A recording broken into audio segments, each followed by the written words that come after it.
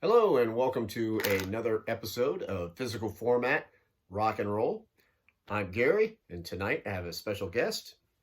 Hello, I'm Alex's son. May have seen me on previous video. You just said it sounded like you said you're Alex's son. Did I? I don't know. It's my son, Alex. Anyway, here. Welcome to the show. Maybe I've had a few too many. I don't know.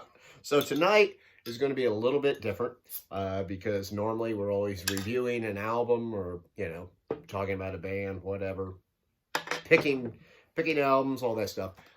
Tonight is going to be a little bit different because we're going to have a topic. And we decided what we're going to talk about tonight is tribute bands and kind of what we think of them. And I'd be curious to know after we're done what you guys think about tribute bands, because obviously it's become big business. Now there's a lot of tribute bands out there. Him and I have, we've seen a few of them together. Mm-hmm. And I think, I will say that, a few years ago or whatever, before I ever had really seen a tribute band, I always thought the idea was kind of hokey, kind of silly. And for his birthday, when he was still in school, we bought tickets for a tribute band of The Who. They're called The Who Show. Mm-hmm. And, I got it mostly for him because, I wasn't able to get tickets to see the actual Who at that time because I don't think they were touring. Plus, it's pretty expensive. What? It's hard to get tickets to see. But I mean, actually, we did get you tickets to see the Who. And he couldn't go. He couldn't go. He was in the National Guard and he had training to go to. It ended up anyway. Off topic as always. So he's had a few too many. But we saw the Who show up in Tiffin, and I don't know. I think I was about 4 songs into it, and I was kind of like, this is just fun. Mm-hmm. It was a lot of fun because I'm like, they were really good. And now this particular one, they tribute bands vary as far as some are just doing the music. Well, some are kind of, I almost compare like the lower level ones. They're basically still just like a bar band, but they just play one particular artist, and they don't really try to personify them or act like them. Yes, they just play their music. And that's true. Yeah, that is true. And I don't even think I don't think that a tribute band needs to necessarily act like them. Sometimes they can do it, and that's cool. And other times they just do the music of it, but they're really good at it. You're right. It varies. And some tribute bands are pretty much like a bar band that's just doing all the songs of that artist. And normally those aren't quite as good. But that particular one, the Who show, I would say they were kind of a mix almost, because I would say they were definitely at the higher end because of their talent, that they sounded so good, but they also kind of acted like they were them because they talked to each other like the Who's names. They did, and they dressed like the Who from Woodstock. Yeah, they looked like the Woodstock, early 70s or late 60s era. They were dressed like that. When they talked, they spoke with a British accent and everything. They did end up later in the show, they didn't stay that way forever. They kind of made a joke about it a couple times. They said, "Well, we're not really." The guy, they kind of broke. The guy that was doing Roger Daltrey. He said something, and he just spoke it kind of in his regular voice. And somebody in the crowd down there, they said, they must have said something to him, because we were up in the balcony for that show, and they said, show. And it was packed. Yeah. He said, well, he goes, what? And he goes, yeah, I know, I lost my accent there for a minute. He goes, you do know we're not really the Who. and it was funny, so they didn't take themselves too seriously. But I tell you what, boy, that music was good. and they did a good job. And as I'm like I said, I'm like 4 or 5 songs in, and I'm just sitting there and I'm thinking, I mean, I love the Who, and these guys are doing a great job doing these songs, and it's just like you're getting to hear these songs you would want to hear. And because like when you do go to a bar to see a band, they're usually okay, and you're always just saying, oh, I hope they play this song. But what do they do? They're always, well, we're gonna play Bob Seger's Old Time Rock and Roll, and all these same songs. Or if they're going to do an AC/DC song, there's only like a few of them that they're going to do. They're going to do like the easier ones to play, and just the same old ones. And you're kind of like, wow, I'd really like to hear this song or that song, So when you see one of these tribute bands, I mean, yeah, obviously they're going to play the hits, but they're going to be doing a whole set of that. So, and if they're good, I don't know. I just think it's fun. I mean, obviously I would rather see the real band, I mean, but especially for some of them, I mean, sometimes that's not an option. So I think that's why, right. If it's a tribute band that either, some of the members are dead or they're just broken up or just, just don't play anymore at all. It kind of gives you, it's like, I love this band, but it's not like I could ever see them perform, but here's someone that's going to perform their music. Exactly. I was going to say that too. And I agree, like say a Doors tribute band, right? You're never going to see the Doors, Led Zeppelin tribute band, which, I didn't put that on here. And there's one that plays around this area in different states around called Zoso, and they're really good. I mean, I've seen them a couple times. I would go see them again because they're doing all those Led Zeppelin songs, and you don't know which ones they're going to do either, because they'll dig deep into the catalog, and they do all kinds of stuff. They sound really good. Now they do dress like Led Zeppelin, and so they put on the show, and it's a lot of fun. Because like what you just said, so there is no Led Zeppelin. You're not going to see them. Pink Floyd tribute bands are big, right? Because the closest you'll come is like, Roger Waters has done some tours. But even that, when you see Roger Waters, which I love Roger Waters. Pink Floyd's one of my all-time favorite bands. And so I've seen him, and those are big, terrific shows. And it's great. I just like being, without sounding weird, but being in the presence of like someone like that has made a lot of music that you love, and you're like, man, there's the person that created all that and everything. So you've got Roger Waters, it's kind of like an icon. Yeah, doing the Pink Floyd stuff, but there's certain Pink Floyd songs he's probably not going to do. He's going to do more of them that he was central in creating, even though that was a big majority of them. But versus the tribute band that. A tribute band is going to do array of their music. Yeah, and they're going to do like, some songs from, like Division Bell or Momentary Lapse of Reason that Pink Floyd made after Roger Waters was out. Roger Waters is never going to do those. Are they going to do anything from Endless River? My favorite Pink Floyd album. Actually, so we wrote down some of them. Signs of Life. They did do a song from that. Yeah, the Louder Than Words, the one that actually has words. The only one they did do that. Lyrics. You've got Signs of Life. I've seen Wish You Were Here, and Brit Floyd. Brit Floyd's kind of like the top of the food chain. Now here's the thing: they're a tribute band, but they're so popular that they play all over the world. If you ever look at their tour. It's more than just the U.S. They go. Oh yeah, they're all over the place, and they tour just all across the United States, and they're really good. And it's when I see them, it's like, this is almost like the closest I'll get to seeing Pink Floyd. That Signs of Life is one. They're like out of I don't know. I think they're out of the Cincinnati area or something. They don't play a whole lot of shows, but. They sound really good. So, some of the other ones, Thunderstruck, it's a really good AC/DC tribute band. Tusk is a really good Fleetwood Mac one. We've seen Fleetwood to the Max, which, they're okay. They're okay for like a more local. Yeah. band, I guess. Another one that him and I both seen that we really liked was Mr. Speed, which, as you can guess, is a Kiss tribute band, and they do the whole Kiss show. I mean, they dress like Kiss, and they've got they've got some fire.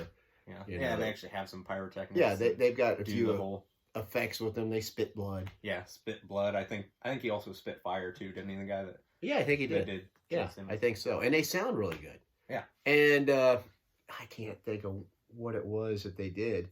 It might have been Young and Wasted or something off of Lick It Up. So, they're going to do like a few oddball songs that Kiss themselves are not even going to do. Yeah, that you'd never hear anymore. So, that's really, that's a cool aspect of it. We saw the Epic Eagles together, which they're out of Canada. They were really good.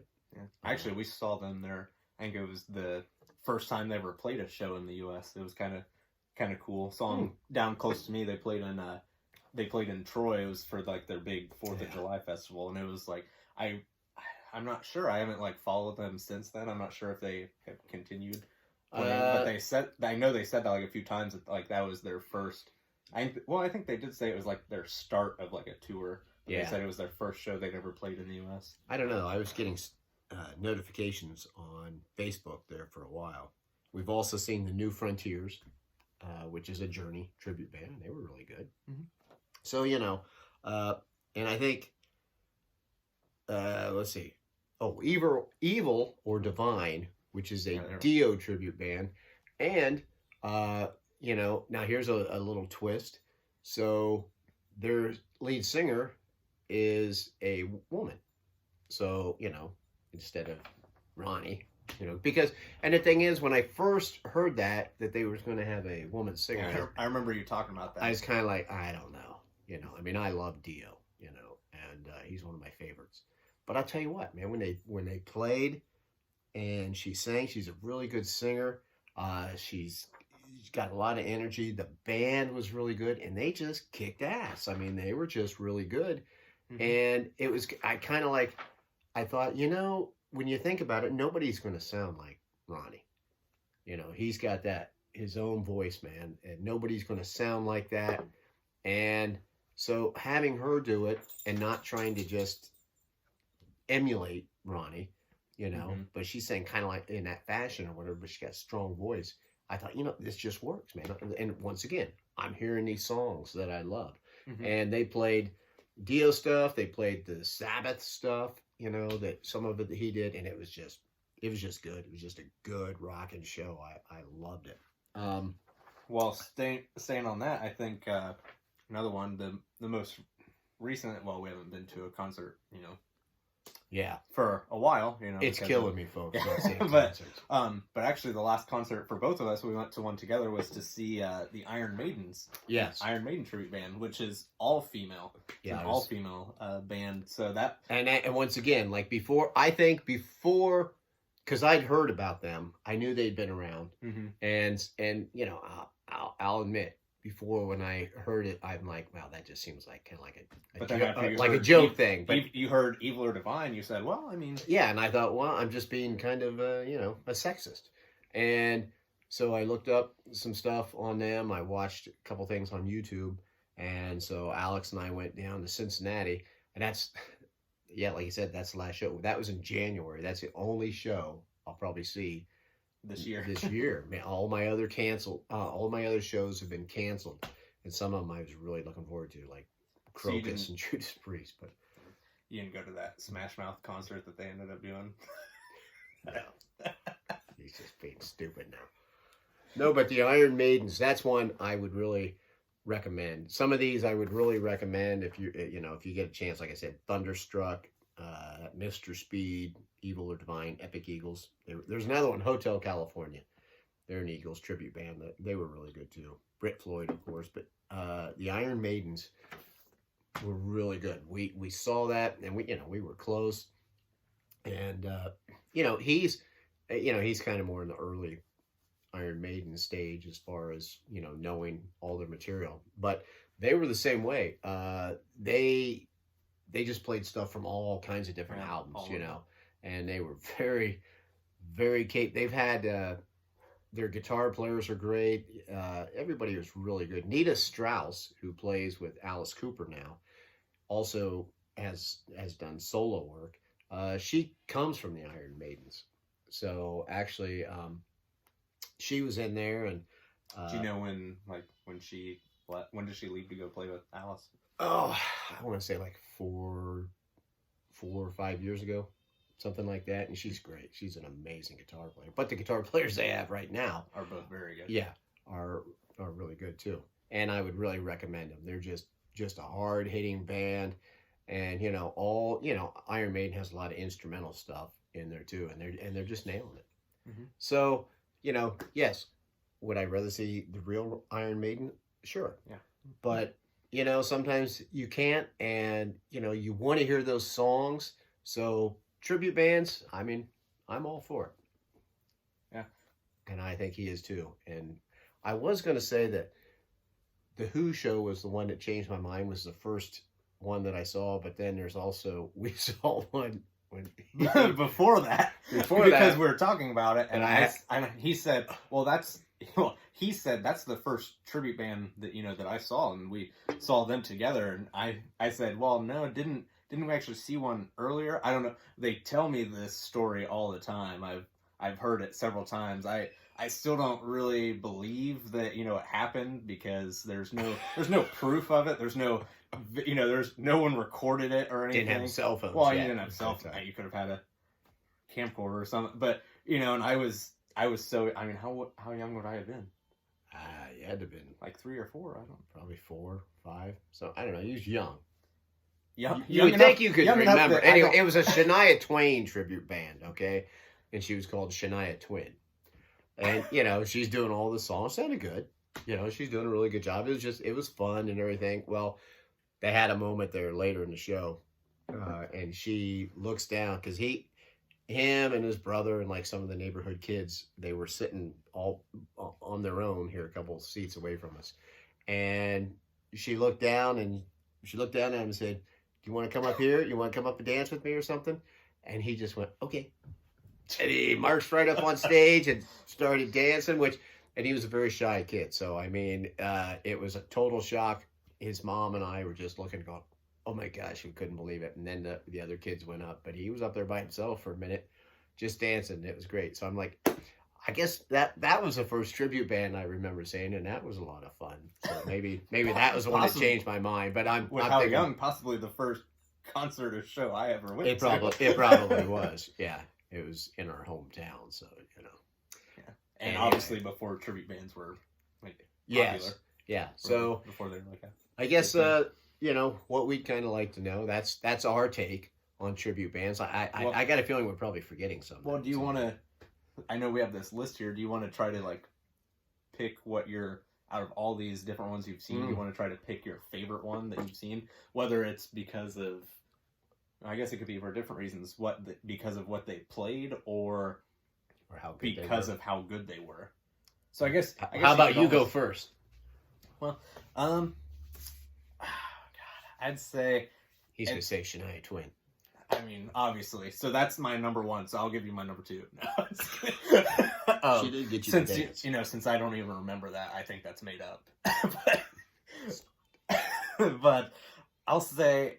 It's tough. I know we made this list, and I was trying to think which one I'd pick, and I was trying to, like I said, there's like different criteria, I guess, but I would say I'm gonna go with Epic Eagles, just because.